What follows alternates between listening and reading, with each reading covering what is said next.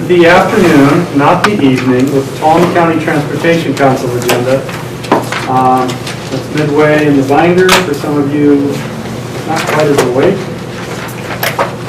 So Tuolumne County Transportation Council agenda. At this time, anyone wishing to speak from the public, this would be that opportunity.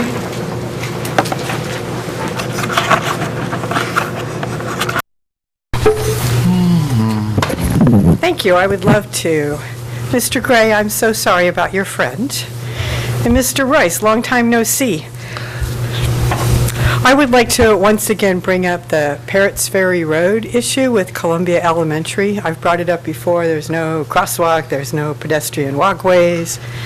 It's a fairly dangerous road to try to navigate, and that became a real issue yesterday at the Dollar General public hearing. So I anticipate this issue may be coming up again in the near future. Thank you. Thank you. Any other public comment? Seeing now, we're going to go to consent calendar. Item 2, approval of the December 6, 2015 meeting minutes. Item 3, adopt resolution 538-16, approving the revised 2016 Regional Transportation Improvement Program. And item 4, adopt resolution 539-16, approving the fiscal year 16-17 unmet transit needs findings report. So moved. Second. Motion second. All in favor? Aye. Motion, consent calendar. Any public comment on those items? Well, it's I'm pulling the ball back, trying to do over. If I was perfect, I wouldn't be here. Regular agenda, election of chairperson and vice chairperson, item 5. Mr. Chairman, I move that we appoint Michael Ayala as chairman. Second. Boy, that was fast, you two. I used to talk about railroad weddings with my daughters when they were young, but... Western Pacific. That's right. So we got the chair. Is there a vice chair? I'll make a motion for John Gray. Second. Motion second. Any further discussion? Any public comment? All in favor for the motion? Aye. Any opposed? All right, motion carries. Item 6, review and comment on the Tuolumne County Transportation Council draft overall work program for fiscal year 16-17. Yes, Mr. Chairman, I'm going to ask Diane Bynum to present this item. She's done a great job putting it together. Good afternoon. As you might recall, at the last meeting, we presented a list of projects for next year's overall work program and had discussion on those projects. And this document is based on the adopted list. So as you know, this is our work plan for next year, beginning July 1st. And we applied a budget to each of the projects that we talked about.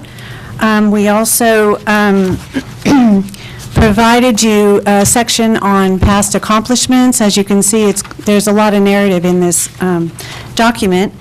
And this is our draft, which is due to Caltrans on March 1st. The final will be due in June, so we have quite a bit of time for comments and revisions if we need to do that. It will also go to Caltrans for comments, and we'll receive those back and report those to you. So this is basically the presentation of the draft overall work program for your review and comment. Okay. Comment, questions? Mr. Chairman, if I may make one comment.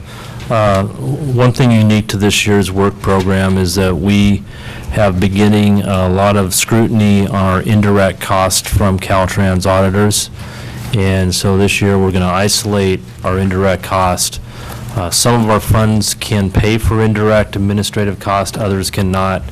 We have not completely overcome this challenge yet, and I'm going to be working with Bev Shane and perhaps Tim Miller to look at maybe doing some funding swaps to address paying for indirect costs. But I just wanted to kind of let you know that that's a little bit of a special item. So if you hear something back up the grapevine, that's what we're working on, is some sort of funding swap to cover those costs. Any other big changes we should be aware of? Because I think we've seen this in different iterations, so it's not. This as is the new for second us, maybe iteration. For the public.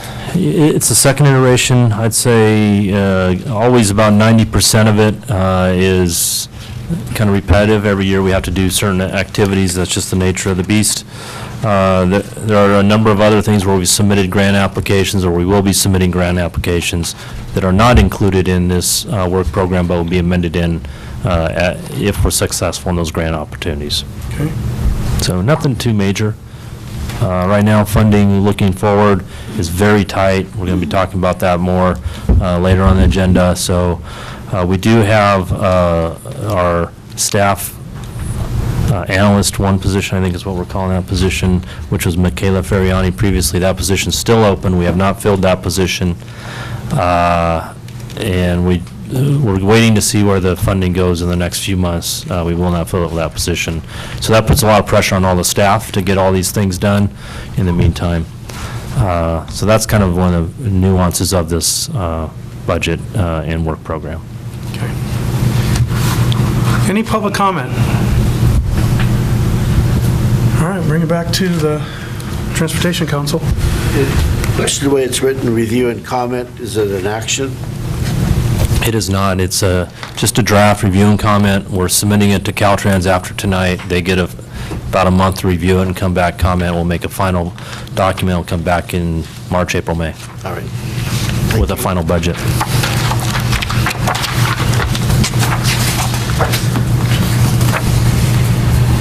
Okay.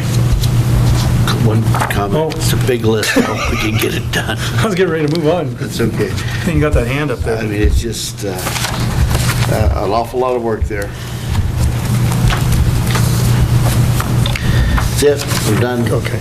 Sorry about that. All right, thank you, Diane.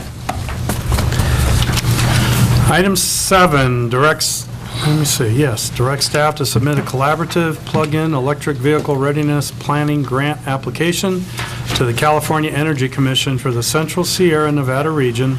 Direct staff to pursue a collaborative partnership with stakeholders on a DC fast charging station grant application.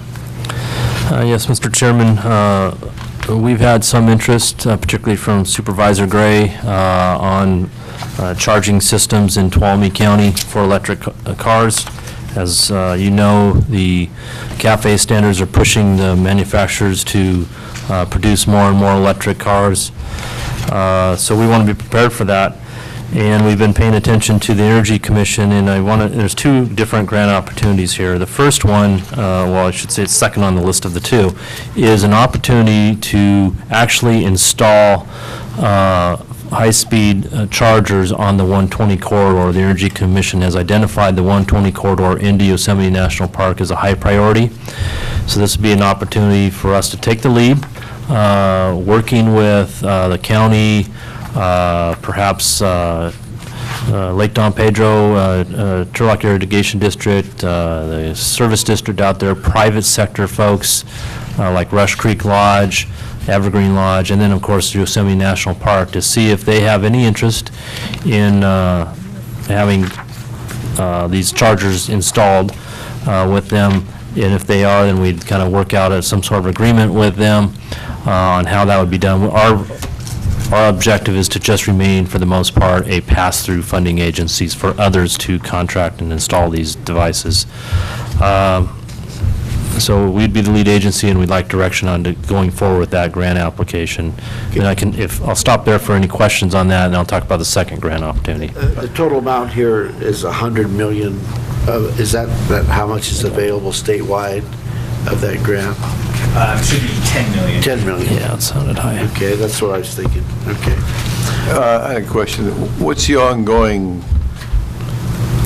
like an elevator? You get an elevator, you're paying $180 a year for the state for inspections. Usually you don't. What about these things? Is there a ongoing expense forever? Well, there's a requirement that whoever is the property owner that allows it to be constructed on their property would have to keep it maintained and operational for a minimum of 5 years. Like I don't know. a gas station, or where do they put these things? They typically will put them in a parking lot, that usually is already there. And for instance, you might have a shopping center, like in Groveland, you have a shopping center there. They might put one that would have hoses or cords that would go to maybe 2 parking stalls. And sometimes they offer the charging for free. Other times you swipe your card through it and it allows you to charge your car for an hour or 2. These are rapid chargers designed to charge a car in about an hour and a half. It's like maintaining anything else electrical on your property, like a light standard or anything else. It's not super complicated stuff.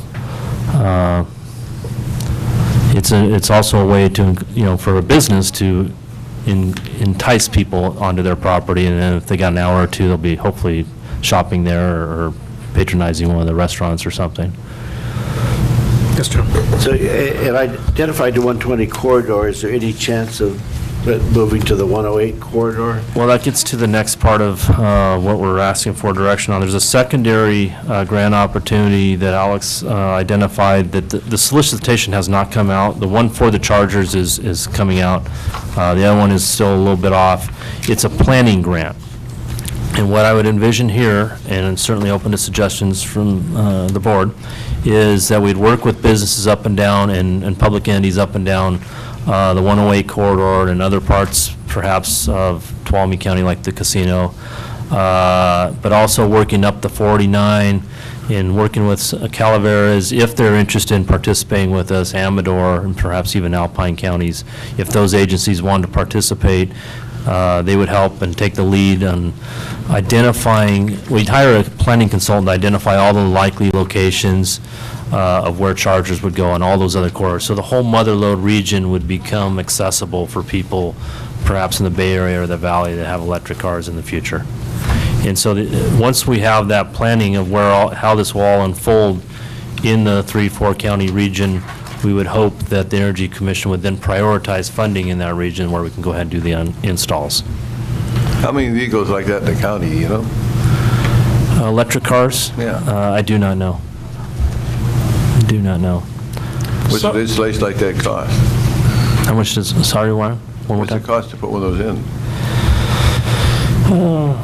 Yeah, it varies. I think we've heard numbers it's relatively simple device. It depends on how much trenching and how far you gotta go for electrical.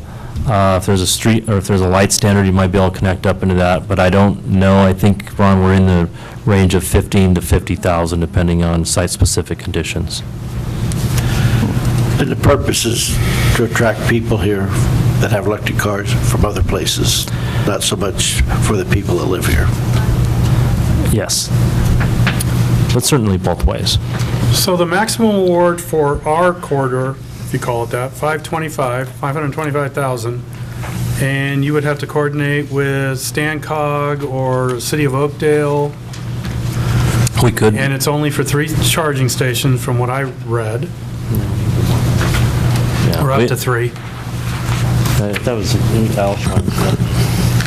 Yeah, so for your minimum application, you have to have a minimum of 3 different type of charging stations. Oh, minimum of 3. Yeah. For the grant itself, there's a preference to include more than one site, so they give bonus points if you have 3 or more sites, 4 or more sites. So it does kind of help for applicants to have partners to be able to coordinate multiple sites. Okay, and within 3 miles of Highway 120 was the other criteria. Mm-hmm. Okay.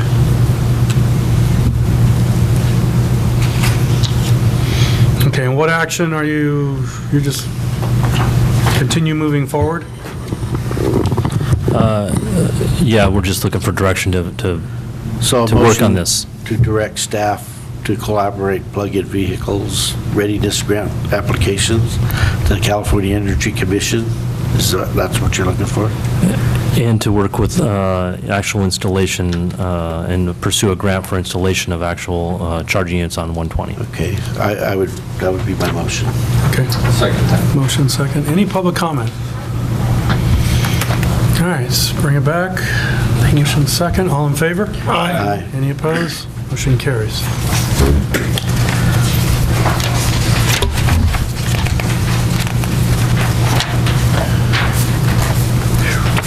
Item 8. Adopt Resolution 537-16. 1, rescinding Resolution 536-15. 2, request the CTC, approve East Sonora Bypass and Peaceful Oaks Interchange as alternate state highway projects pursuant to Government Code Section 14228-7. And 3, the CTC allocate proceeds from the sale of excess right-of-way along the rescinded segment of Route 108 for Peaceful Oaks Interchange and East Sonora Bypass Stage 3 pursuant to Government Code Section 14528-.8. Excuse me. Yes, Mr. Chairman, as you might recall, at your December 7th meeting, we discussed the cost overruns associated with East Sonora Bypass Stage 2 and the supplemental construction costs related to stormwater management. We passed a resolution requesting that the CTC identify Stage 2 as an alternative project for state highway funding to use funding from the proceeds of sale of property along the rescinded route. We submitted that resolution to the CTC and headquarters staff of Caltrans, and they were not supportive of that. They proposed that we would fund the cost overruns with our regional improvement program shares. They would support us submitting subsequently a new resolution naming Peaceful Oak Interchange and East Sonora Bypass Stage 3 as alternate state highway projects pursuant to the Government Code. And then in this new STIP round that's coming up later this year, they would then allocate the $611,000 in proceeds to the Peaceful Oak Interchange. And I would note that we have, on one of your earlier items, it was on consent calendar, we had to cut $1.7 million out of your state transportation improvement program, and this $611,000 will help fill that gap and bring it down. And what we end up doing on that in our RTIP was move the Mono Way project out a few years. So this resolution, again, would identify those two projects. We know that Peaceful Oak Interchange is a high priority for the business community in the county of Tuolumne to get built. And then we also know from time to time, people in the Stage 3 area where the future bypass goes through sometimes have hardships, or they want to build in the corridor, and it's in our interest to buy them out. So this provides kind of a method to do that. We know that we've been working on this sort of thing for the use of these excess right-of-ways for a little over a decade now.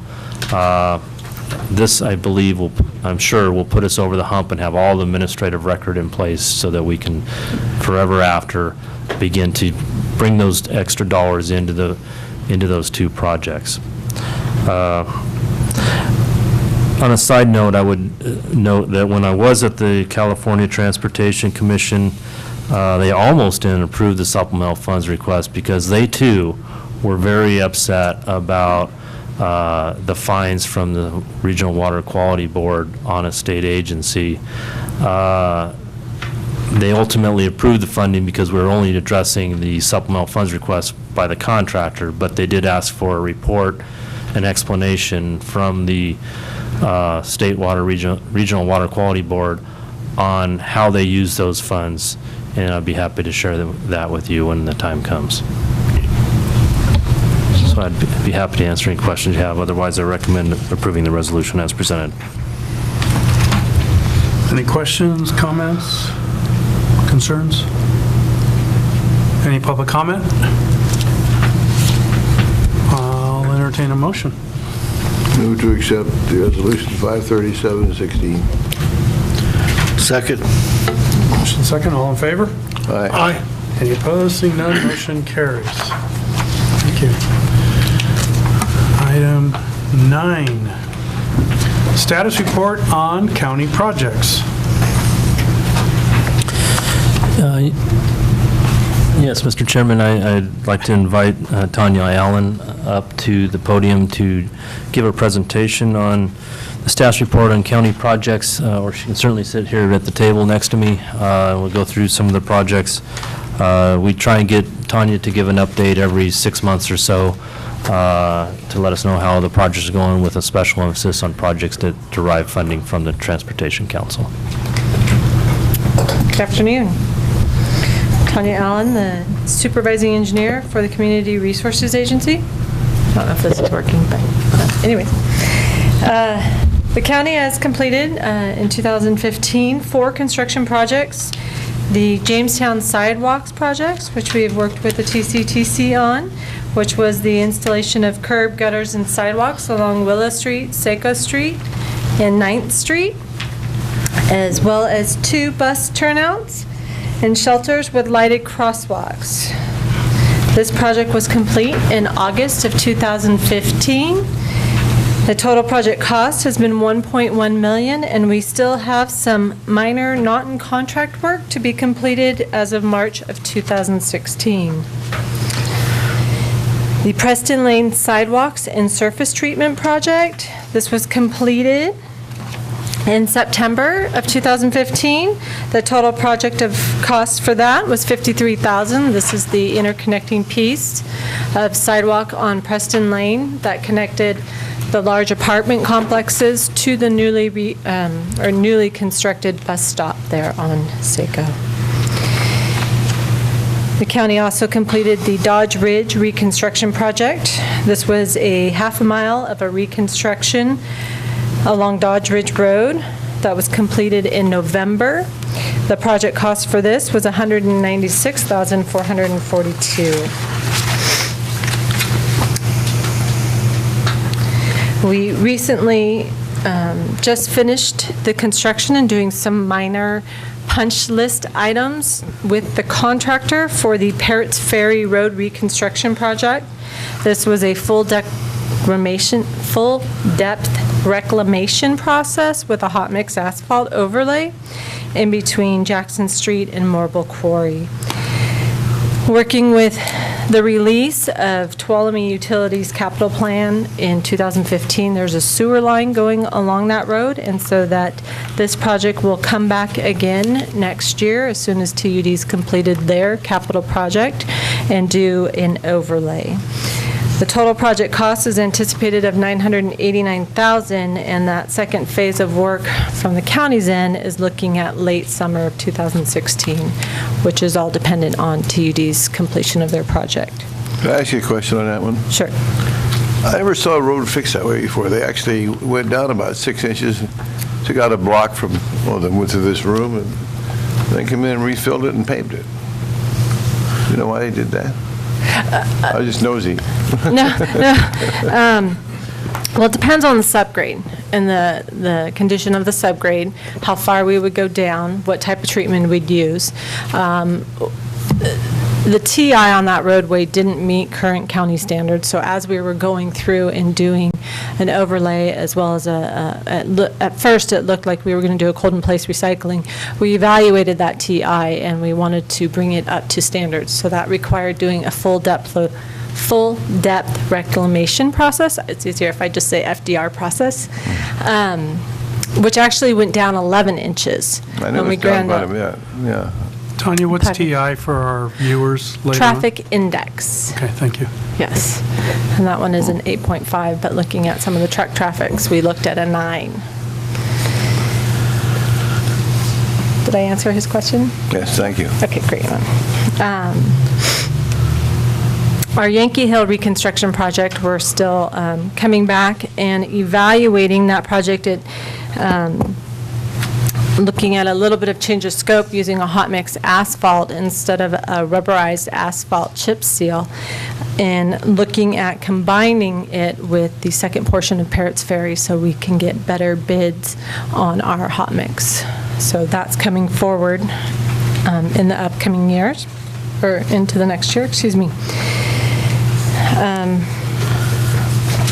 Also, the TCTC funded the Motorway Operational and Safety Project. This is what Darren kind of discussed. There's some concerns about some of the funding that they are looking to shift in the years of 2020.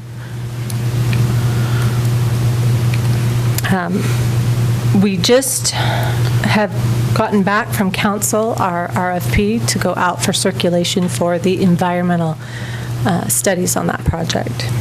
We have 30% design completed already, and we've just have received our final geotechnical reports. The Tuolumne Park and Ride Facility project. This project,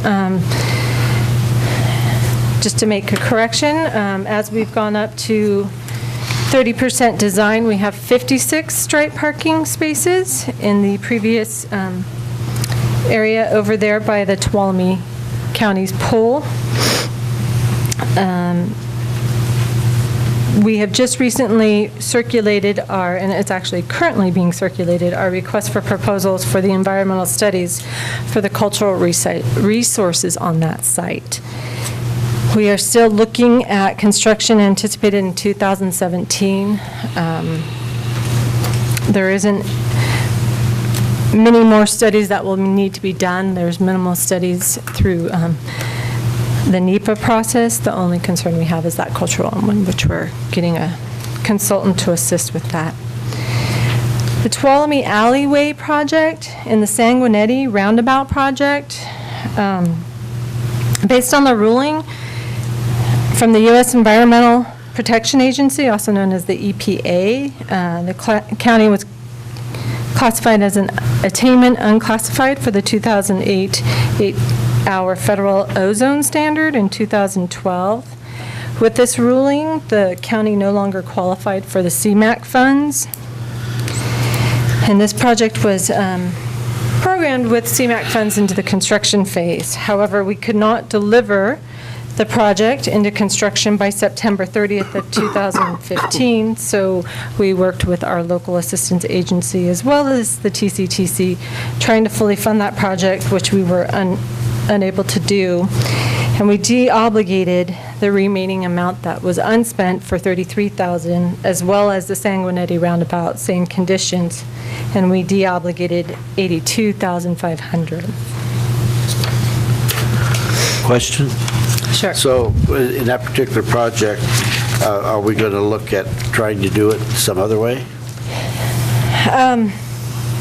We'll keep advocating and looking for funds as the county and working with the TCTC, but we haven't found any funding source to fully fund that project. And through those programs, they require that you have your project fully funded.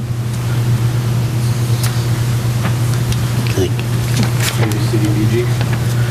Can't hear you. Would CDBG be a possible funding source for the alleyway project? It could be. I know they're trying to shift the priority to infrastructure projects versus programs, and that's a 2-year cycle, I believe, but just off the top of my head, I thought that might be something that we could look at. Might be worthwhile looking at. We have looking at that funding source. I think the last round they were looking at more of water quality improvement and the focus of CDBG funds. And my understanding too, based on the rules and the programs, that the funding for Tuolumne Utilities District on the last go-around, they only had one bidder, and according to those funds that they require to have more than one bidder. So looking through those. I would still chase it and not give up. No, never. Yeah, no. I have one other question. What happens when you de-obligate funds? Where do they go? I'm going to let Darren answer that question. Big cloud in the sky. Vacation. It really depends on when you de-obligate and in which program. In this particular situation, we had, I think it was 4 or 5 projects in the congestion mitigation air quality program anticipating future funds, Ron, and then they made a determination that we were no longer eligible for the full amount of the funding because our air quality had met minimum standards. And so we had to, what we call de-obligate projects that, and then shift those funds that were to that project to just, instead of doing 4 or 5 projects, we just did 2. So where do those funds go? Did you spend them? We spent them on just other places. I'm sorry, Okay. that's a much quicker I wanna answer, isn't find it? out if they went back to the state or not. Okay. But when we de-obligate a project, we always try and keep the project as a priority for future funding. I think we need to move our sensor down to where the problems are instead of up on the hill.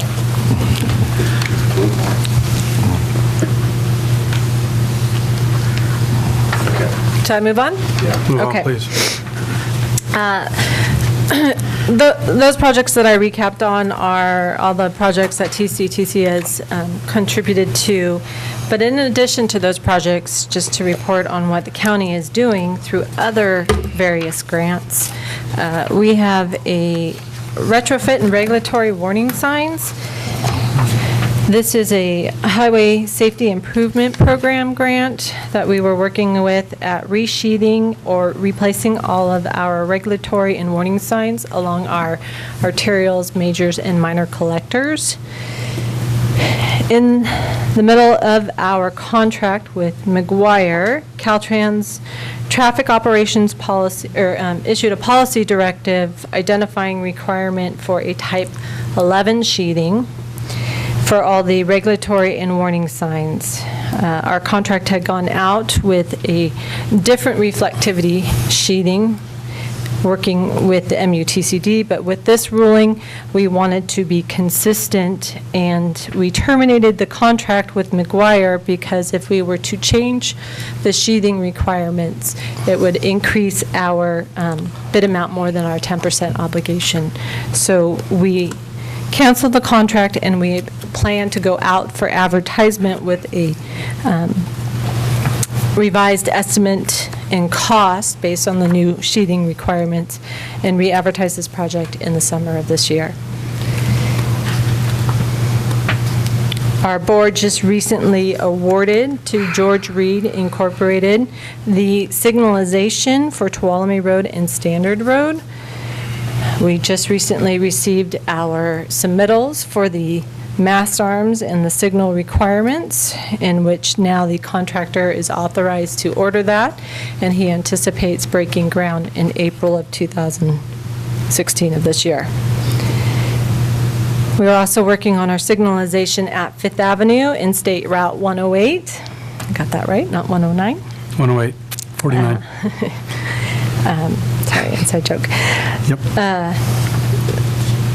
We're currently working with PG&E to relocate a power pole on that. We've gone through and we have 65% plans, as well as circulated our CEQA document that has now closed.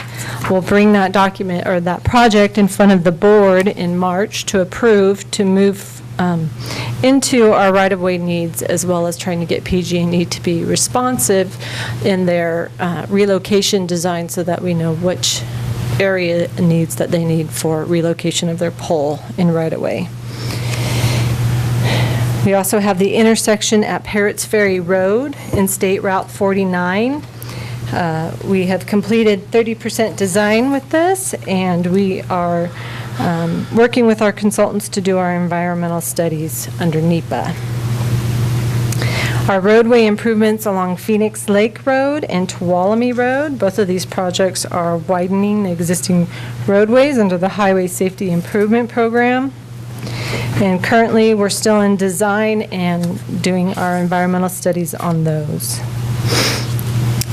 The board recently just entered an agreement with Central Federal Lands, FHWA, also known as Federal Highways Administration, for the Evergreen Road Reconstruction Project, and that is anticipated to start their design and environmental studies in September of this year.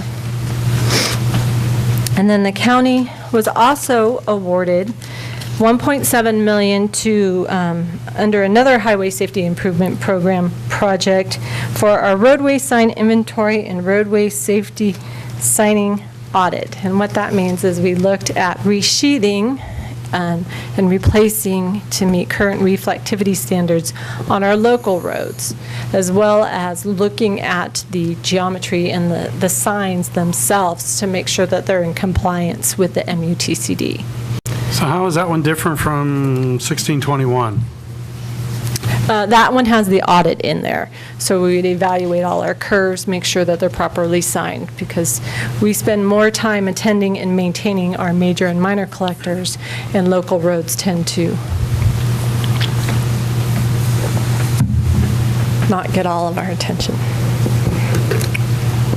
And Tanya, his question, the first project is the majors and minor collectors. And the second project is the local roads, is that correct? Correct. Did I make that clear? I thought you did. Okay.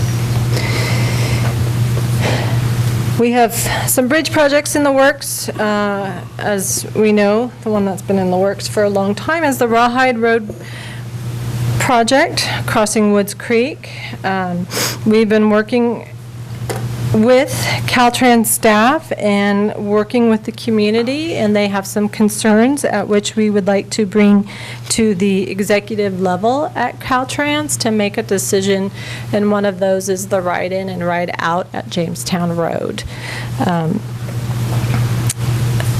There's some other concerns that we're bringing forward to them that we'll address through our public meeting processes. Draper Mine Road crossing Curtis Creek. I'm pleased to say that we have our NEPA clearance on this project, and we would bring in front of our board the approval of the project for CEQA. And then we will move into the right-of-way phase and acquisitions, as well as Algerine Road crossing Blanket Creek Bridge project. Same thing, we have our NEPA document, and we would move forward to approve the project with our board. We are currently still in the design environmental studies for our Lime Kiln Road crossing Curtis Creek and our Big Creek Shaft Road crossing Big Creek Bridge replacement projects, as well as the Italian Bar crossing Rose Creek. If you all recall, along Hardin Flat Road during the rim fire, the bridge that's along that corridor next to Berkeley Camp received some damage from the fire, and staff had programmed that under the Highway Bridge Program. We received funds, and just as of this month, we finally received our NEPA document, so we will be able to move forward and bring that in front of our board shortly to get that out to construction. We are also at 65% with that, and we've gone in front of the HPRC with the aesthetic designs, and they had some recommendations in which we will be presenting to our board this month. We also have two other maintenance projects funded through the Highway Bridge Program, which is the Jacksonville Road crossing Tuolumne River, and as well as 11 different bridges under the preventative maintenance project, or bridge preventative maintenance project. Those treatments are more of a methacrylate on the existing deck to keep them in good standing. Staff has also worked towards programming or putting in the FTIP 8 different bridges. We have ones on Old Wards Ferry, Red Hills, Sims Road, Crystal Falls Drive, Algerine Road, Rawhide Road, at Peppermint Creek, and Lime Kiln Road. Those ones are currently in the FTIP, and based on the changes in which Caltrans will be inspecting our bridges, they are dropping the functionally obsolete portion in our inspection reports. And we have 7 bridges that are functionally obsolete that still might have a good sufficiency rating that we're looking at getting those programmed prior to those changes in the inspections. Other projects that we have are just working with PG&E again on the Buchanan Road project. They have some work that they need to get done and completed by 2017 in order for FHWA to start their project and advertise it in 2018. And then we have just some minor bridge repair work that we need to get accomplished. That's pretty much it for all of our projects. Do you have any other questions? Tanya, on the Tuolumne Road, Standard Road, the signal, Yes. breaking ground in April, Yes. estimated completion? That's a 45 working day project, so that should be within 3 months. April, May. Okay. Anybody else? Gentlemen? I missed that. You misbehaving again? No question. It's a big list, a lot of work. Congratulations on getting some stuff done. Thanks. Any public comment? All right, Tanya, good job. Thank you very much. Thank you.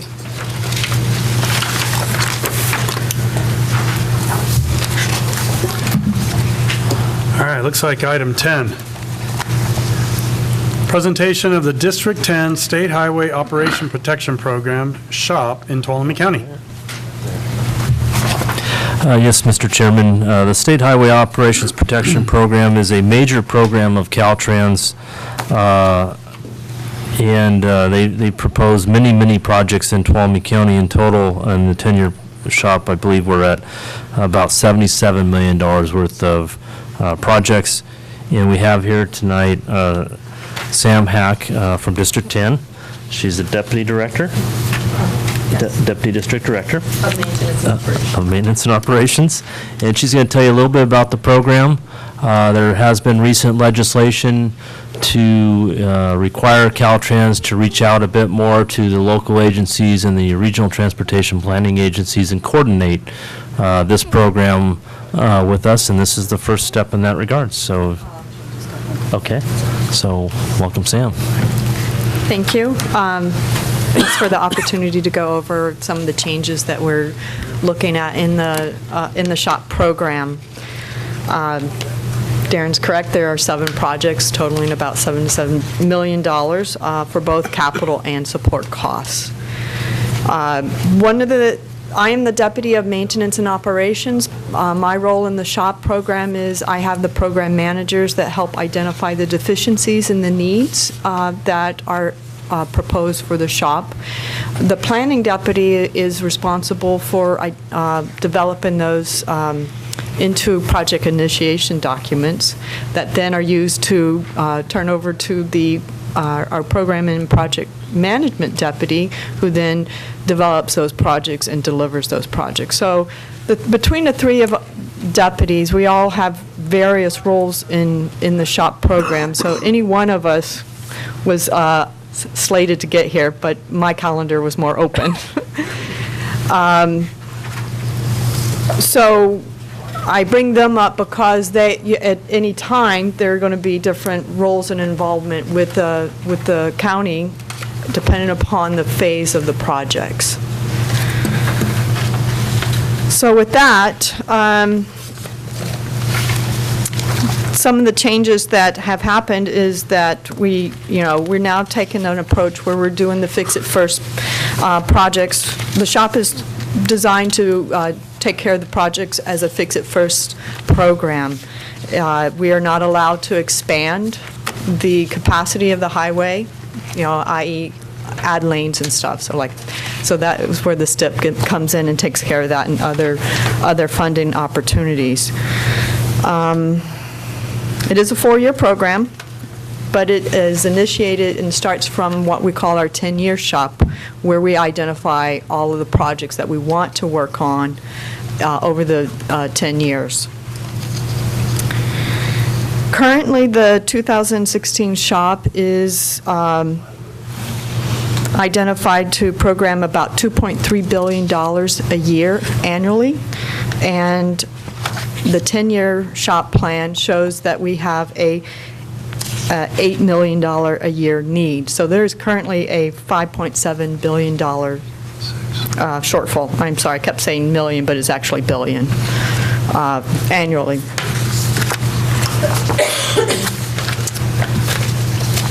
The categories in the SHOP include major damage restoration, collision reduction, the legal and regulatory mandates, which include the ADA, bridge preservation, roadway preservation, mobility, and roadside preservation, as well as facility needs.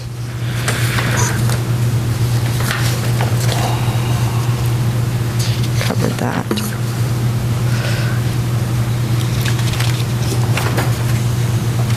Some of the things that have changed is we're moving towards an asset management-based program where we need to identify what our base needs are and what those performance indicators are that we are trying to achieve.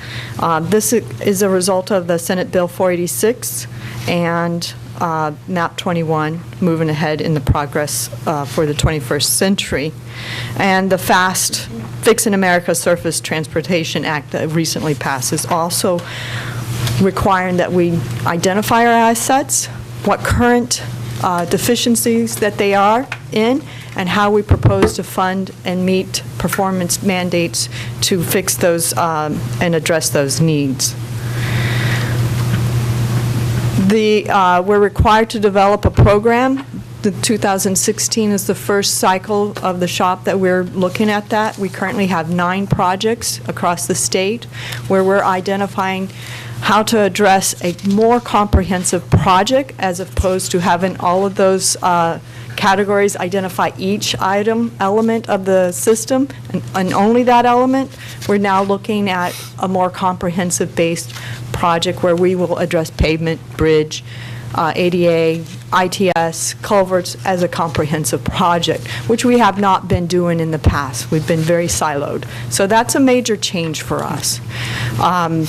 Looking at these 9 projects to see how well we're going to be able to do that and how to fund those projects. By 2020, we need to have a robust system where we are looking at those projects and they prioritize and compete against one another based on addressing the project's elements fully instead of in various program components. Right now, in our asset-based program, we're only looking at pavement, bridges, culverts, and the ITS elements for the two moving forward, and then it will expand into the other elements. Any questions on that piece? Complete Streets is a new, well, I wouldn't say necessarily totally new, but Assembly Bill 32, Senate Bill 375, and Senate Bill 391 and a couple of executive orders are now requiring us to look at our projects and include complete streets elements in those projects. So right now we're in the process of figuring out how we're going to do that. There are 22 different complete street elements. We currently we haven't figured out how we're going to track them, how they're going to get funded, and all the various aspects that are required for that piece. But we are working towards that as part of our performance goals, strategic performance goals. So we are moving forward on that. Currently in the shop, 48% of our projects in the state do include elements of complete streets. And during the past month, we have reevaluated some of the PIDs that we have and looking at additional opportunities to bring in complete streets during the project development process. So it is an opportunity, complete streets give us an opportunity to reduce the greenhouse gas, do a little bit more outreach with the communities, and try to improve multimodal aspects of the system.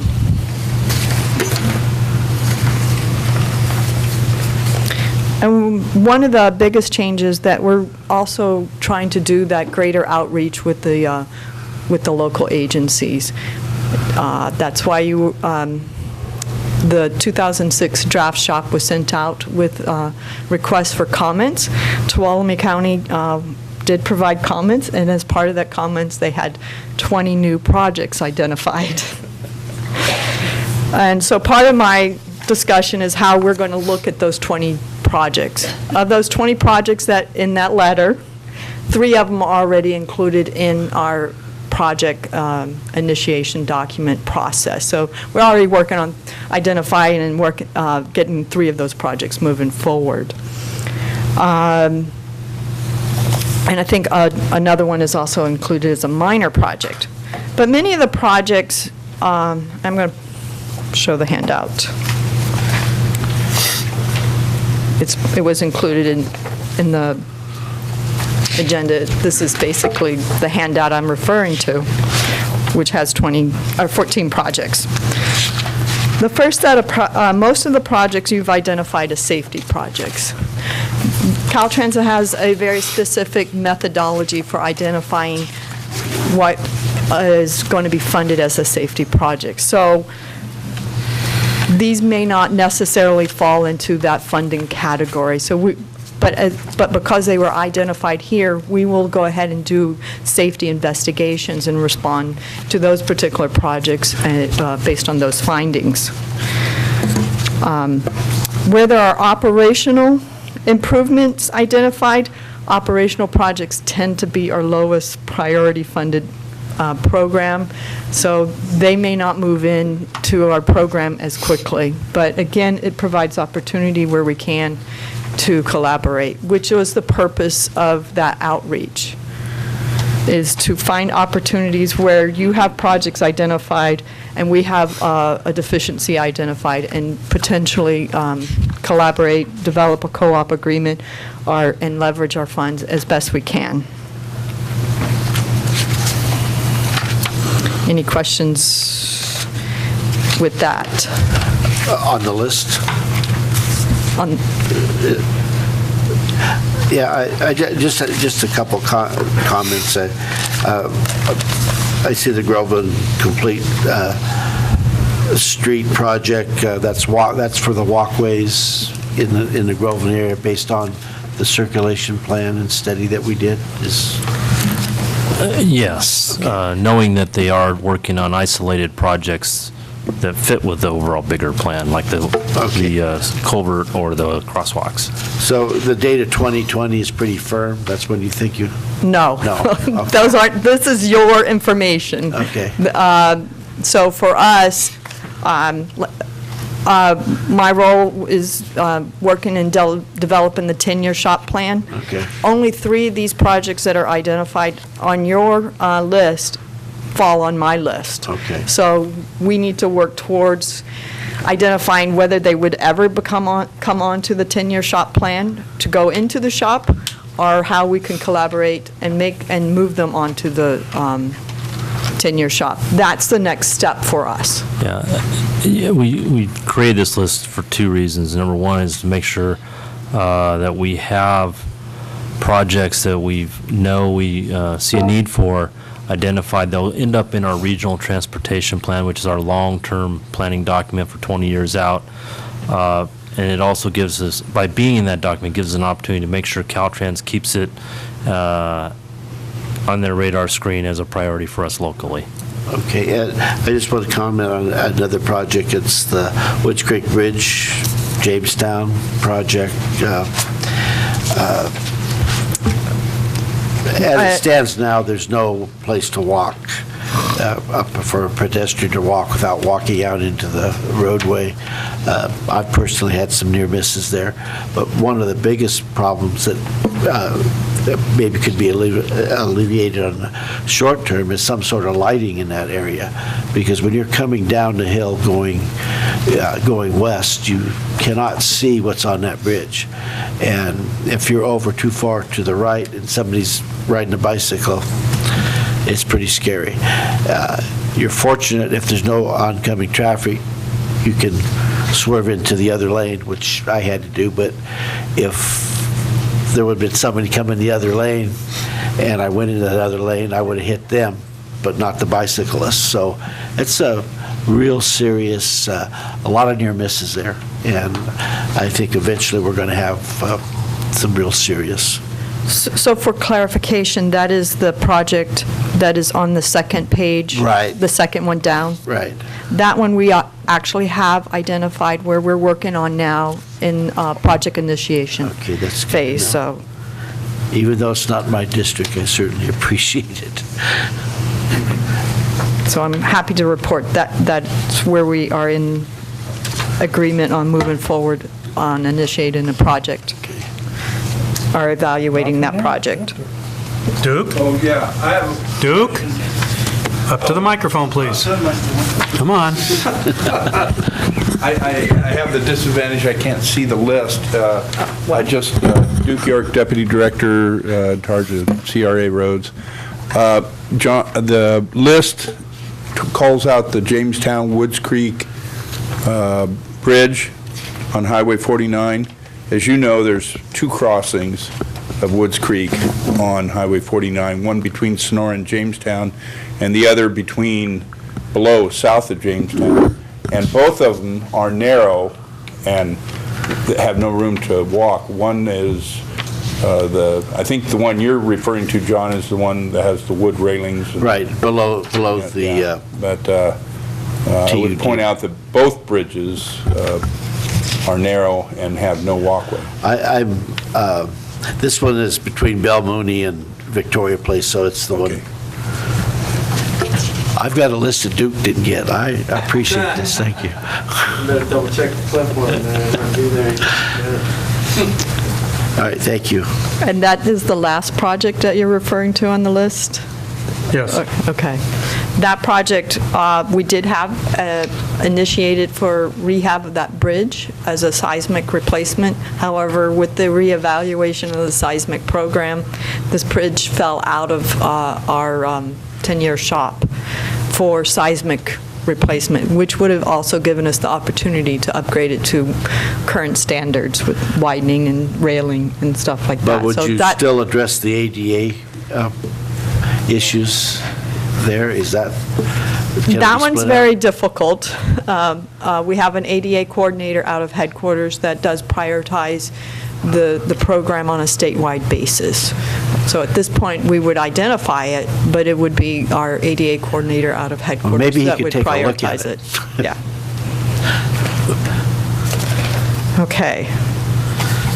So basically, the next step in response to that letter is to move forward and address these on a individual basis. Those that you've identified are safety concerns. We will go ahead and do some traffic and safety analysis to confirm if they do fall within that program. The safety program, of course, is, we initiate the project and program that immediately. We don't have to wait for a shop cycle to add those projects in.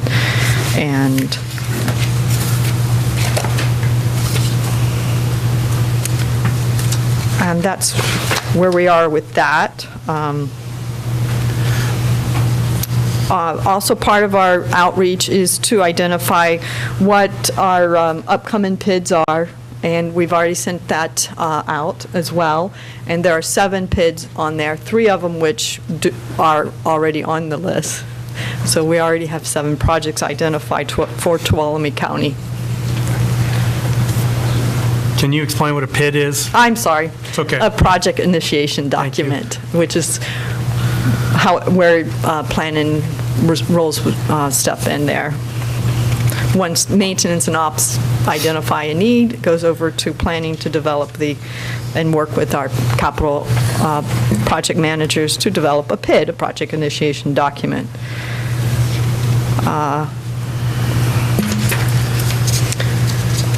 And that is basically all I have. If you have any questions, I welcome those.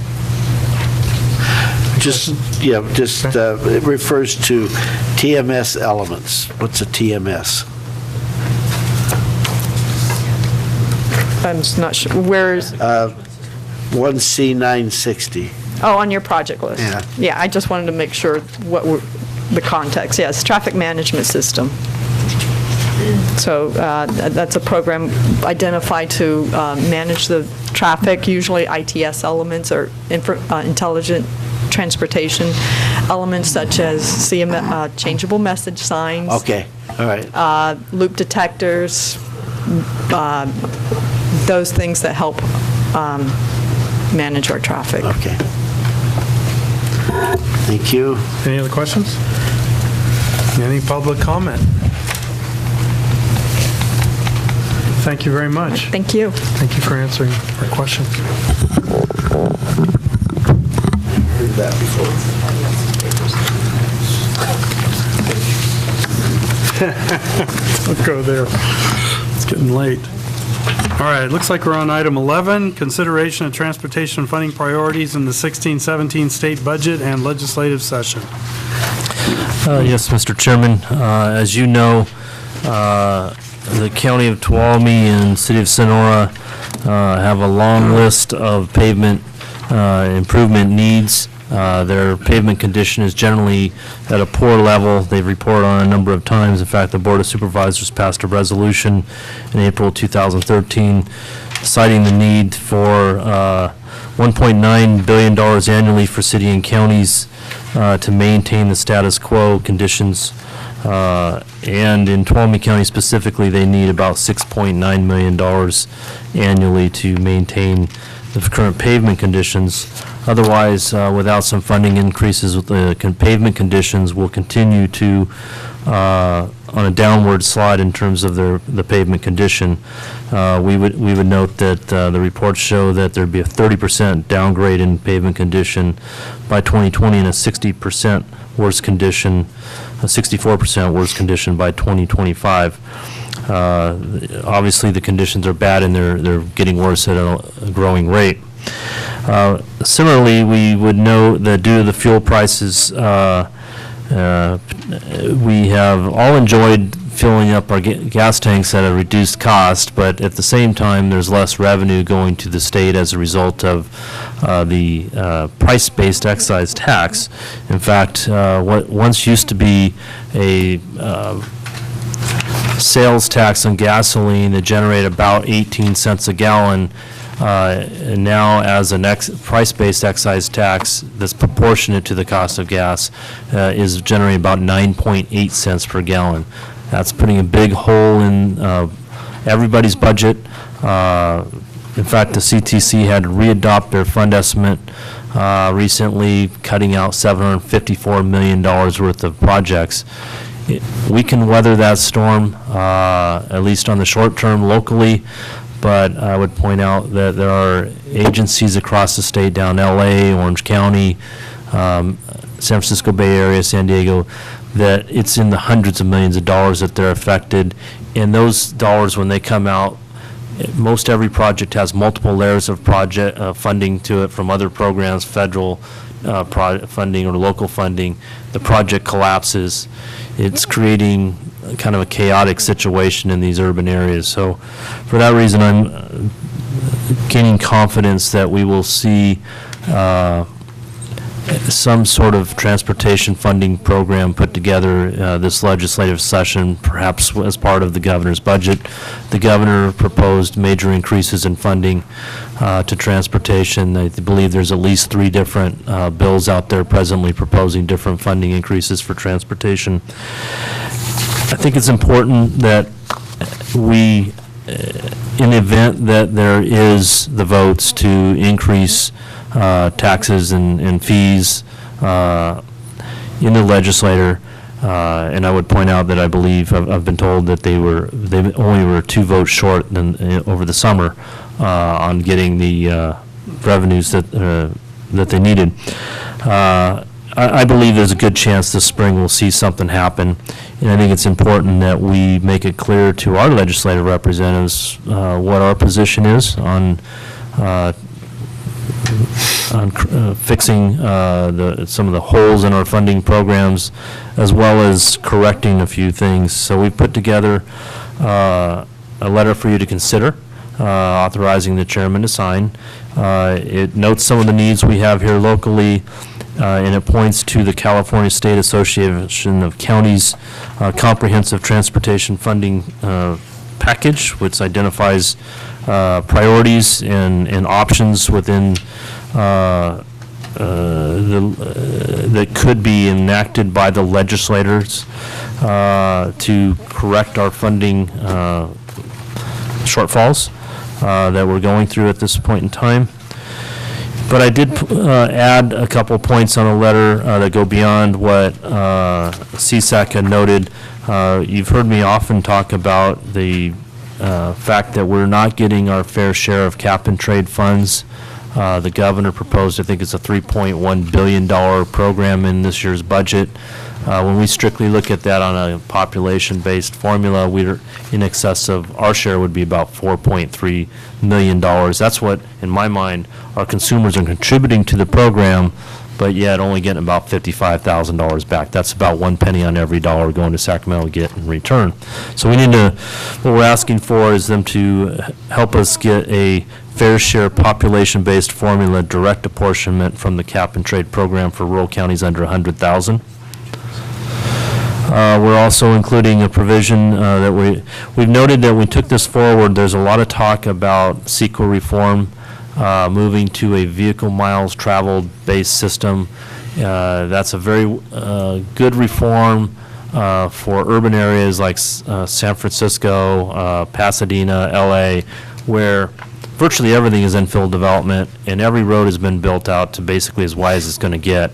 Level of service analysis CEQA becomes a hammer for folks that don't want any kind of development in their neighborhood as a way to stop projects. And by doing vehicle-based analysis for those areas, they can then focus on getting people out of their cars, traveling less, putting development next to light rail, encouraging people to ride transit and walk and ride bikes and things like that, which make more sense in a metropolitan area, but the one-size-fits-all approach doesn't work, and so we were supporting what the city and county are advocating, at least at the staff level, that rural counties under 100,000 population would be exempt from this VMT CEQA reform. And second, or third, I should say, we've noted that the California Transportation Commission has not had a rural representative on it since the passing of Kirk Lindsay. And we think it's time that we get a rural representative. I've seen a migration away from accommodating rurals at the CTC. And so we think that we'd at least like to try and get that as part of some legislative package. And then finally, RC noted that the California Transportation Commission is no longer an independent entity. In fact, it's now under the control of the Secretary of the California State Transportation Agency. And what I've observed since that change about 2 years ago is that it's become much more politicized. There's a lot more lobbying going on from interest groups at the CTC, and it seems as though those groups are heavily focused on urban programs that don't work to our advantage whatsoever. So I'd encourage that being included in the letter as well to establish the CTC as an independent agency once again. So I'd be happy to answer any questions about CSAC's proposal or our added suggestions in a letter. Otherwise, I encourage you to authorize the chairman to sign the letter as presented. Any comments, questions, concerns? You guys are awfully quiet over there. All I can tell you is that Salt Lake City, you buy gasoline for $1.70. My son, I talked to him the other day on the telephone. Yeah. I think, we have to take a position that we are behind what the other organizations are trying to promote, and it'll only help us if we can get some of these things that you suggested in the letter. So I'm prepared to make a motion to send the letters. Okay. Second. I'll second it. Go ahead. Got a motion and a second. Before I get too far out of line here, do we have any public comment? All right, seeing none, bring it back. Motion second. All in favor? Aye. Any opposed? Motion carries. Thank you. Ooh, reports. Yes, Mr. Chairman, we put these reports on before we did and then we did the legislative session number 11 as kind of a late ad. I just want to point out that in January, there were new guidelines published from the Office of Planning and Research consistent with SB 743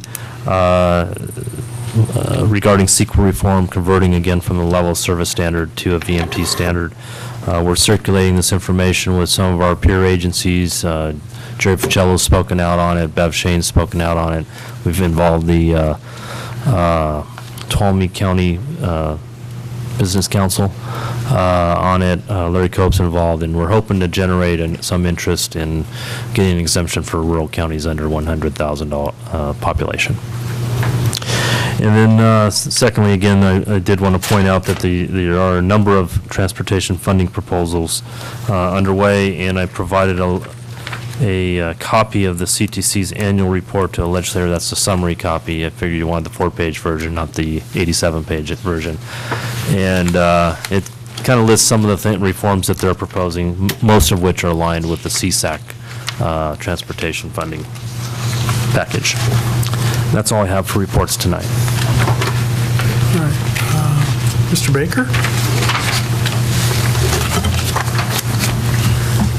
Uh-oh. Oh. Wonder what happened to our other mic over there? It just disappeared.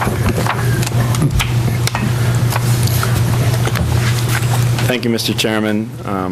I'm expecting it's not a conspiracy, just an oversight. Didn't want to hear from you. It's not a conspiracy yet.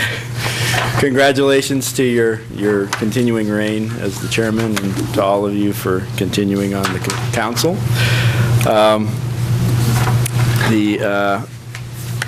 I want to congratulate Darren and staff for things like item 11. It's very important that these things come to you, that we don't have to agree on these things. We do have to have a clear communication and understanding of what's going on around us, and they're doing a great job of keeping you informed. Such a great job that I can cross one of my items off my list. Almost off my list. We had a concern about the road reports have been not on the website, and Betty Kibble, who works with the TAC, is working with our PIO on that. It's not entirely clear what's going on, but we're trying to get it right. What road reports are you speaking of? The road reports were the closures and things Okay. from projects.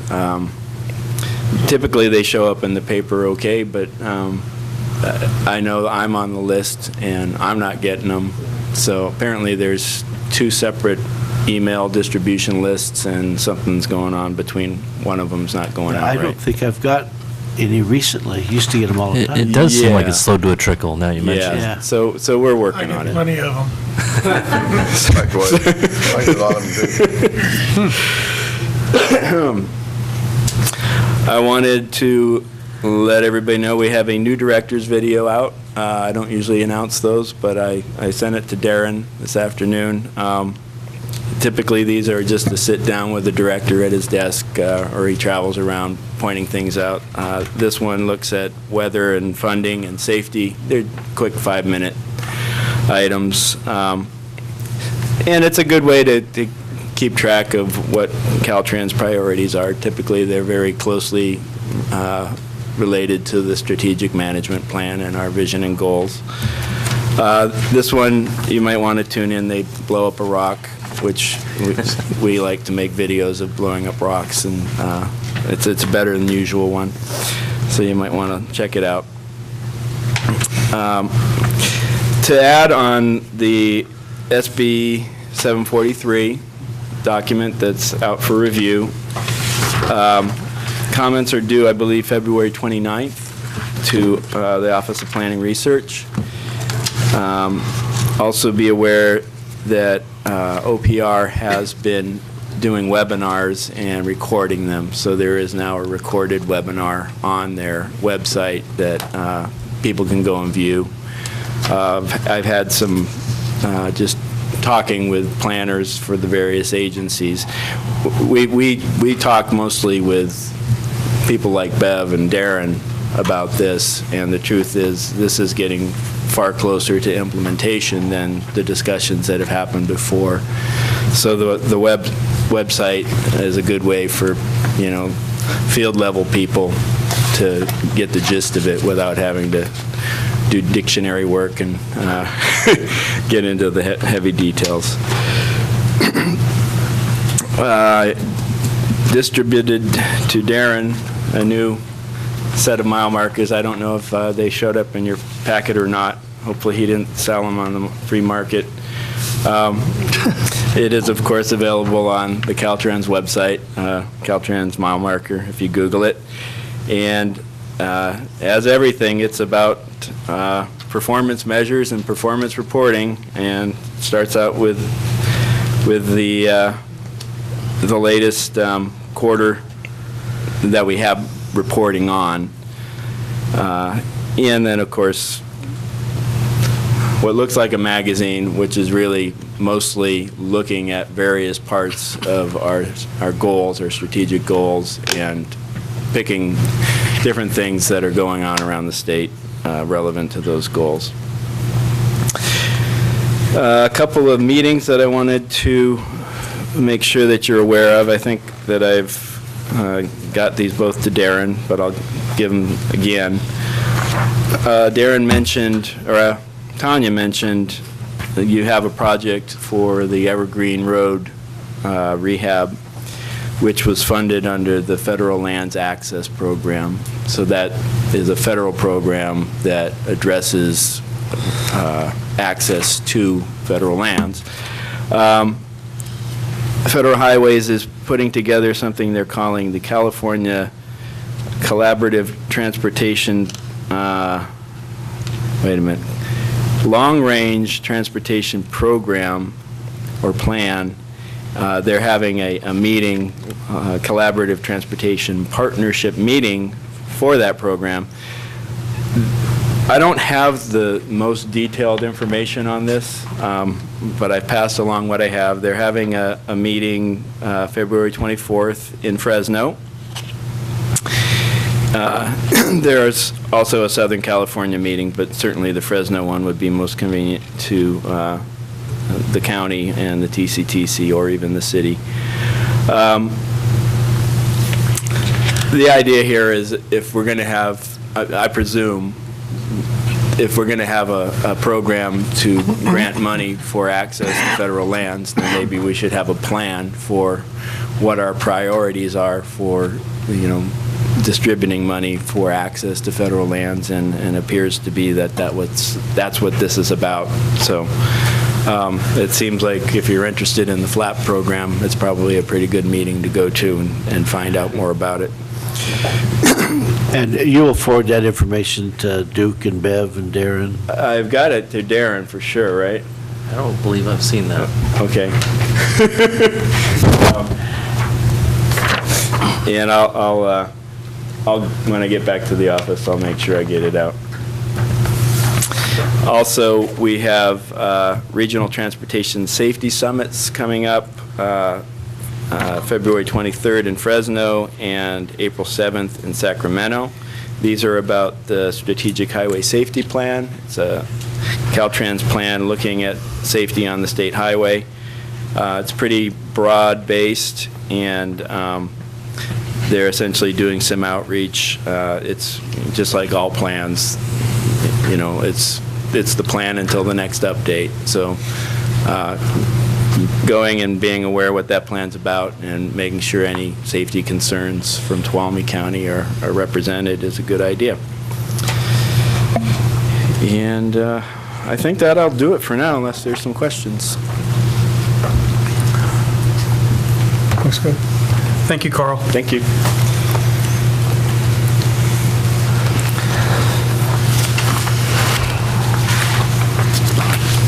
I don't have that much to report. I do want to say that we have been contacted by the U.S. Forest Service, and they are hoping to do a presentation on their Pinecrest traffic, circulation, and parking plan, which has been in the works a long time, basically approved. They're now submitting improvement plans to the Pinecrest Basin. This was all being done under the FERC relicensing in the Pinecrest Lake area. And one of the questions is actually for you, Carl.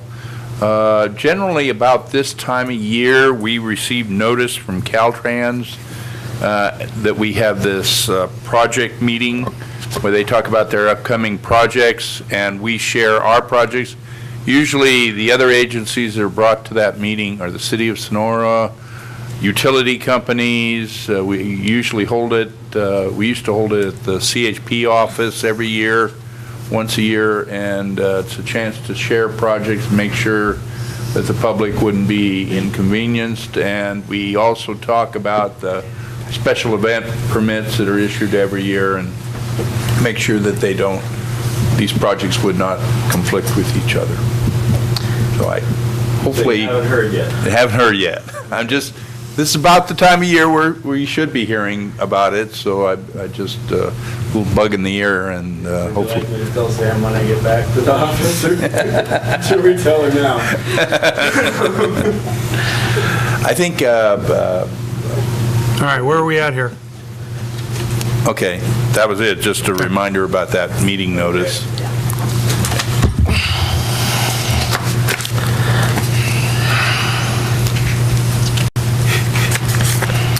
Any other reports? All right, seeing none, we'll adjourn the Tuolumne County Transportation Council. Give us a minute or so to switch gears and move over to the transit agency. All right, we will convene the Tuolumne County Transit Agency agenda meeting, board meeting. And with that, anyone from the public wishing to speak, this would be that opportunity. Seeing none, I'll go to consent calendar. Item 2, approval of the December 16, 2015 meeting minutes. Item 3, adopt Tuolumne County transit policies with revisions to both fixed route and dial-a-ride addressing progressive discipline, general services, and free rides for ADA passengers on fixed route services. Item 4, adopt the revised Tuolumne County transit drug and alcohol policies. So moved. Second. Motion second. Any public comment? All in favor? Aye. Any opposed? Seeing none, consent calendar is carried. Regular agenda item 5, Law and Justice Transit Center Design Update. Yes, Mr. Chairman, as you might recall, we reported on an updated cost estimate for the Law and Justice Center project. We were well over our budget at the time. I believe that was back in December. And at the time, you appointed some members of this council to help us work with the architects to identify opportunities for cost savings. We've been doing that. I'm going to ask Tyler to report on how that's gone to date. And then if we don't hear any objections, we're going to move forward with the project, and the next time we'll be checking back with you as we get closer to getting it out to bid. So with that, I'm going to turn it over to Tyler. All right, thank you.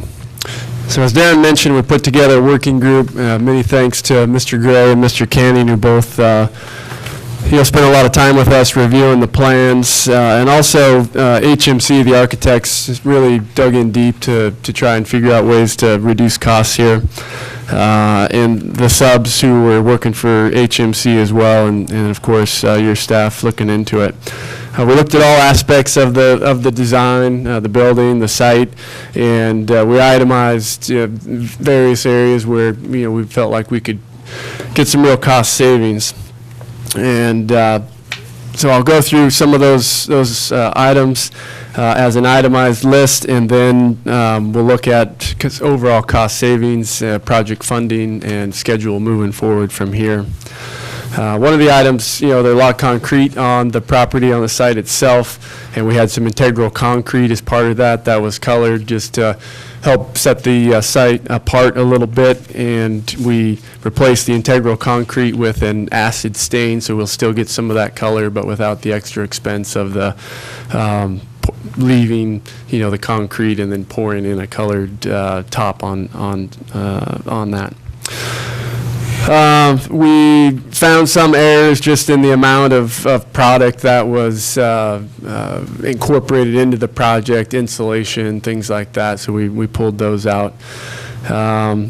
They had included some particularly expensive coiling doors that closed the property off at night for the outdoor kind of un-air-conditioned space, and we spec'd out a different door there to reduce some costs. We eliminated some things that we ended up just not needing, roof hatch, which got left in from when we thought we might have some of the HVAC on the roof, but then once we went to the sloped roof, it would have been an eyesore, and so we pulled that out. We had seat walls around the property. The seating on the property would be really quite nice, and you'll be able to sit in various locations. And that was going to be a precast cap, and so we've substituted just pouring concrete walls with a cap on top. And so you'll still be able to sit on them. They'll still be comfortable, but it saves a substantial number of dollars for us. They had littered these seat walls with skate deterrents, I mean, to the tune of $16,000 worth of skate deterrents. And so we were able to modify the plan for providing skate deterrents. That saved a substantial amount of money. We really liked the look of a wood soffit, and we had looked at some buildings in town that had them, including the Blood Bank and Sierra Bible Church, their outdoor space, but it was just cost prohibitive in the end, and so we've replaced that wood soffit with gypsum board and other materials that are cement plaster, just a lot more cost effective. We had a lot of like a stone veneer cladding on the exterior of the building and on the property itself, and we have removed quite a bit of that. I mean, there still will be some cladding. The building will still look nice. It'll still thematically fit with the other buildings on the property, but we've just dialed back the amount of product that we're using there. In some cases, the items that we had included in the original bid, we were told is abnormal to include some of those items, some of the furniture items, the big screen TV for presenting transit information, and so some of those items we've just pulled out of the cost estimate. They'll still be a cost to us in the end, but we can get a much better price. For example, $1,500 for a TV when we know we could go out and get one much more cheaply than that. So those furniture items have been removed. There was a lot of lighting on the property, step lighting, throughout the site, up lighting for some of the landscaping, and we removed a lot of that on the site and have actually improved the lighting according to the photometric by providing a couple additional overhead lights that will replace some of the up and the step lighting. We reduced some of the electrical outlets around the property. People will still be able to charge phones and devices in the building itself, at the shade structure and around the property, but it's less extensive, the number of outlets than there were previously. We changed some of the expensive automatic controls on the property, the ability for the facilities team to control the climate from their central location, which is here on Washington Street. We'll be able to add that in the future if we want it, but for now, we've eliminated that. And some items that, maybe shouldn't have been, in our cost estimate to begin with. There's a bulb out at the end of the road that had to be provided for emergency access anyways, and that had ended up on our docket, even though we've contributed to the road fund already. So there was another $25,000. So all told, I think, Denise, if you don't mind passing out the itemized sheet there, you'll see that the original project cost when we brought it to you the first time, that sticker shock, $1.7 million. We were able to reduce that cost by almost $360,000. And again, that was in large part due to a lot of time spent with us by Mr. Canning and Mr. Gray and others. We added in, this was not part of the original estimate, but we think it's prudent. 15% construction contingency, so there's an additional $200,000 for the project, and a construction engineering cost of $30,000. That would be TCTC's percentage of the overall project, because our project is being bid with Justice Center Drive, and so we'd have, one resident engineer who's kind of keeping tabs on things. At $30,000 would be our cost. So you can see the revised project cost at roughly $1.5 million. Below that, and we've identified our various funding sources, $1.3 million in Prop 1B, $94,000 in transit security funding we've already submitted and had our modification request approved, so that's a done deal. $52,000 for the new carbon market transit funding that we'll get. That's later on the agenda that we'll ask you to approve that. And then $50,000 in the local transportation funds, which can support projects of this nature. So that gives us about $1.5 million of committed project funding, with about an $80,000 potential funding deficit. Again, this is just an estimate that we've got for our project. And then the restricted fund balance, which Darren spoke extensively about at our last meeting, about $544,000. So that's kind of where we're at from a project cost perspective. And then on the right of that sheet that you have there, you can see the proposed project schedule moving forward. Share any additional feedback that we get tonight with the architects by the end of the week. They make those changes and then move the project plans forward to the Community Resources Agency. They indicated they need about 20 working days to review the project, get that back around April 11th, and give themselves a couple weeks to address any comments that they got from responsible agencies. And then 2 weeks to wrap those changes into the final documents. So by the end of April, we are expecting that we may see a building permit, at which time we would, in early May, look to bid the project. That would be, again, a joint project with the county being bid with Justice Center Drive, so we'd be working with the CAO's office to get that out.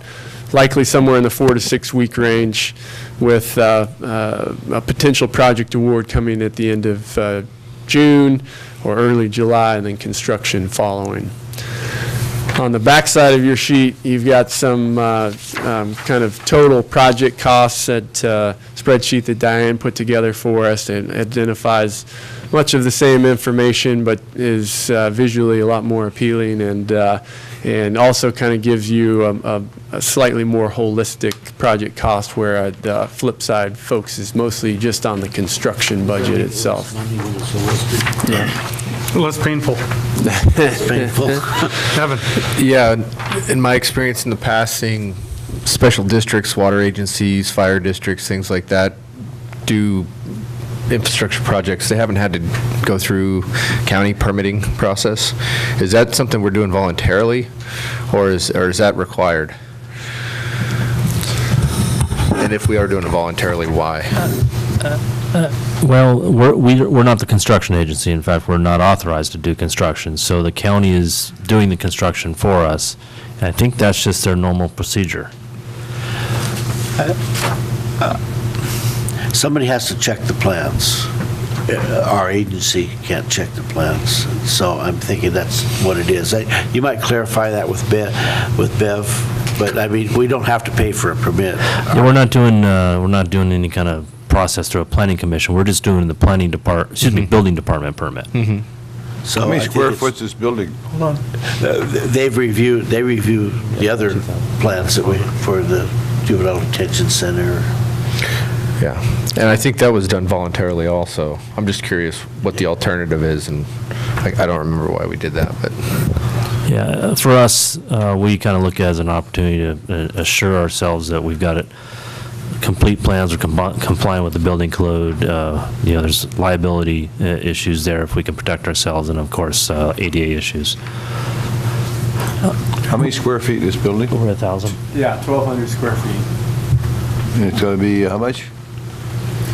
I think the 1.5 is the revised project cost.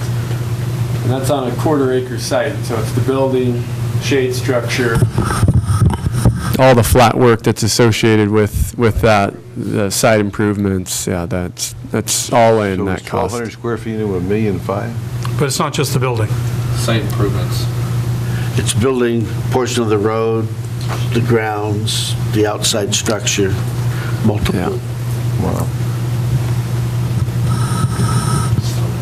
What it costs. Yeah. All prevailing wage, right? Is that $10,000 a square foot? Holy moly. Mr. Chairman. That would be a good footnote to add to your reports when you do bring this up. Because I think our people, and when they watch it, they forget about what the requirements are.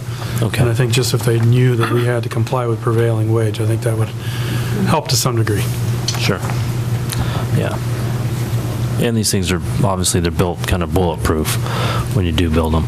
Yeah. There's a couple things I'd like to just bring out real quick. Tyler mentioned the coiling doors. Looking at a lower cost type of coiling door, we are going to direct that the bid package go out with a bid alternate, so that if we can afford the more upscale doors, we can certainly add that back into the project. It's a simple little bid add item. There was the question regarding the cul-de-sac. It showed up all of a sudden on our side of the ledger as opposed to the county road side of the ledger. I spoke with Craig Pedro this morning, and he agreed it's more clean to keep it on as part of the cost for the full road. He also acknowledged that he'd probably be building that even if we weren't there for fire access and whatnot. However, and he thought that he had enough money within his budget to cover it. It's about a $25,000 item. But he did, and I agreed to keep the option open. Should we get bids and there's a funding shortage for the road, we can talk again on that. And then probably one last item that we might want to talk about briefly is there was some drainage proposed, 6-inch drain pipes to drain the landscape planters. When we looked at those costs, do you want to describe the cost for just a minute, Tyler? Sure. So they, as part of the project to $42,000. the storm drain, yeah, was, and this was draining the entire site. So this is everything from the curb face to the back of the property, the gutters, the planters, the entire site was about $43,000. We whittled that down by about $10,000 just by eradicating some costs that I mentioned earlier weren't supposed to be there. They had some improvements on the site that they had a quantity wrong, and that was at $1,500 a pop. By removing those grate inlets, we were able to shave off that $10,000. Now, when you look at that remaining $35,000. Draining the planters specifically is about a $10,000 effort, and so the other $25,000 is the gutters, the curb face, the rest of the water that's coming down on site. We spoke with KLA, our local landscape architects. We worked with the civil. We met with the facilities management team. They all recommended sticking with it was a fairly simple storm drain plan that they had laid out. We felt, everyone agreed, it felt like the cost was too high, even at $35,000. But we looked at doing dry well, thank you, and kind of across the board, they said based on our local soil analysis, and you'd have to dig down really deep and then backfill that with a pipe and rocks, and eventually those were going to fail. Our facilities manager mentioned the problems they've had with planters that don't properly perk long-term is the plants in there drown, and then they're replacing those. So that was an item that we looked at extensively, and we went round and round on, and so ultimately we'll defer to the council on what we want to do there. Want me to talk? You can go ahead if you'd like. Well, it's been a heartburn for me, this, $35,000 to drain 6 planters.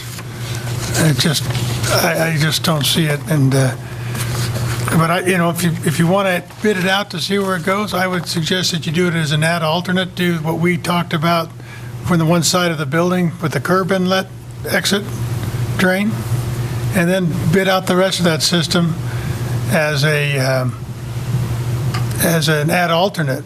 But, as I've been saying, they've got these drains in each one of these planters. I mean, when you have a rain event, you're going to have to be there cleaning the grates off them, or they're going to flood anyways. And then if we get in that kind of rain, we have a rain event that you're getting 5 inches of rain, it's going to be flooding everywhere else in this county, and not just in these planters. So, I just don't see it. And I mean, I build planters all over the western United States. We don't put drains in them. And I'm building them in a lot more wetter climates than we are here. I'm in Washington, Oregon on the coast. We don't have a problem. Yeah, I think the ad alternate may be the way to go. I mean, if you got the money there, I agree with Bill. Any of these planters are going to be difficult to drain, whether you did it with the CMP pipe sunk in the ground with rock in it. That's probably as expensive as digging an exit line. So I don't know what the answer is, but maybe an ad alternate. It just seems like a lot of money. Yeah. Looks like we have direction on that. Yeah. It sounds extremely expensive. Yeah. Don't get it. And the architect has shared that since we've designed it already, it's very easy just to use the ad alternate process, and so we'll spec out the dry well and then move that forward. And if it comes in at 15 to 20,000, then it doesn't make any sense not to do it. Any other comments, questions, public comment? All right, seeing none, let me look.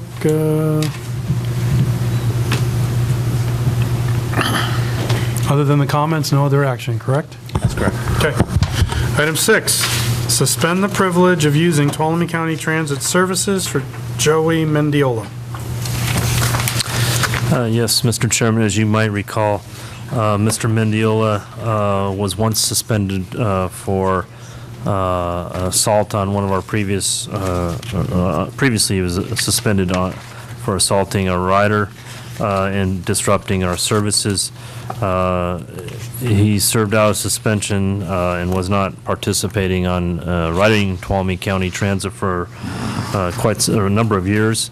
However, more recently, he has taken to riding public transit again, and we have continued to have disruptions on the bus, foul language, aggressive behavior, threats towards drivers and riders.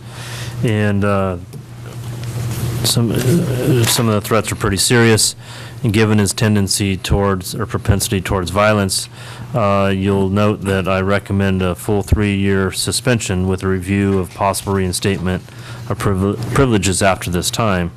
However, I should note that Kathy Salcido, our general manager for store, has had more recent conversations with Mr. Mendiola and seems to be getting some medical help for his conditions, and his behavior pattern seems to be a bit better. He was not able to attend tonight, but is requesting that we consider a lesser suspension.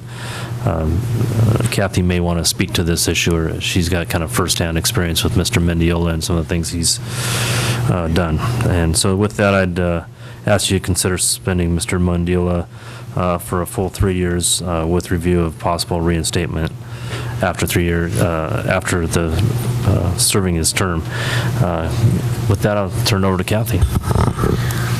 And like Darren said, Joey has often caused lots of disturbances. I have a little bit of a soft spot for him recently. He did scare me at one point when he said he was going to come into my office, and he threatened violence against me as well. So, but he did since then call and profusely apologize and say that he's gotten some medical attention and some medications that have made him much calmer, and that he promises to behave himself. So with that said, I support, whatever Darren feels is right. I certainly don't want to suggest that we give him a lesser time and then come back to regret it where he is becoming violent against someone else. So Where does this fellow live? he's a local. He lives in Sonora. He has to ride the bus. He doesn't Yes. live here in town. He lives in a group home. Oh, okay.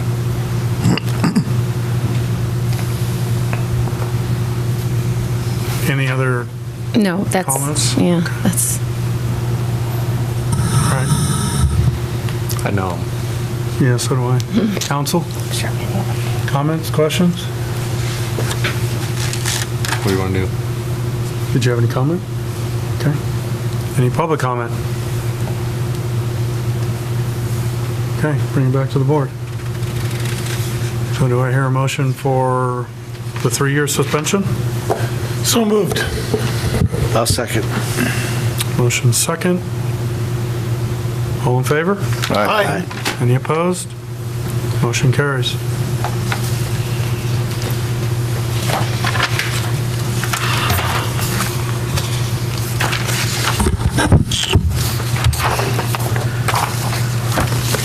And I should point out, that is not an easy decision even on our part. So we don't take it lightly, we don't take it easily, but it's a much bigger picture out there when you consider the people on transit, and then you consider the people that aren't riding transit because of similar experiences. So it's a lot to it. Item 7, approval of resolution number 30-16, authorizing the execution of the certifications and assurances for the Low Carbon Transit Operations Program. Good thing I had enough coffee before I came here. Apologize for the length of the meeting. Huh? I apologize for the length of this one, this meeting. I guess that's what we get for skipping a month. Just real briefly, this is one of the actions that we're proposing to reprioritize funding to get the Law and Justice Center completed. This will channel another $52,000 towards that project.